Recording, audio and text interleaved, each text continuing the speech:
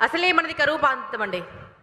వర్షాలు లేక భూగర్భ జలాలు ఇంకిపోయాయి కదా. అసలు వర్షపు చినుకులు పడితే ఎలా ఉంటుందో, తుఫాన్ వస్తే ఎలా ఉంటుందో నాకు మీ చప్పట్లు అలా వినిపించాలి. ఎందుకంటే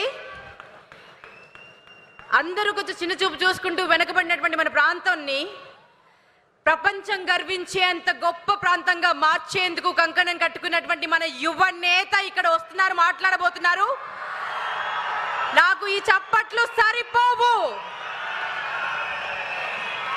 సో ఇవాళ రేపండి fast paced digital driven world అండి. The role of technology and innovation is indispensable in shaping the future of our country and our state.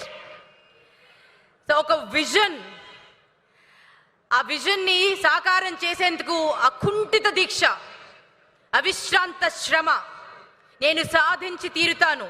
మనము ఉద్యోగాలు కేవలం 2.5 lakh అనుకుంటున్నాం, 2,50,000 మాత్రమే అనుకుంటున్నారు అనౌన్స్మెంట్. బట్ వారి మనసులో ఏముందో తెలుసా? వారి ఇంటర్వ్యూస్ అన్నీ నేను చూశాను. ఇంటర్వ్యూస్ చూస్తూ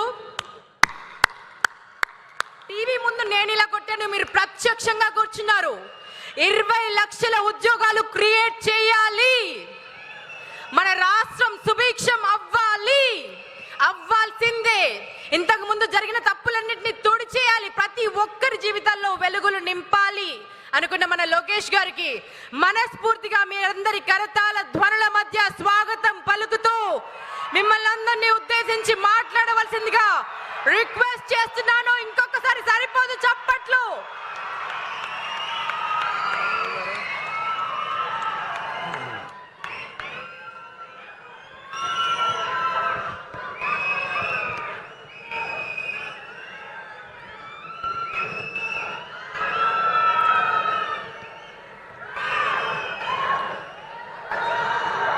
వేదిక పైనున్న పెద్దలందరికీ పేరు పేరున నా హృదయపూర్వక నమస్కారాలు.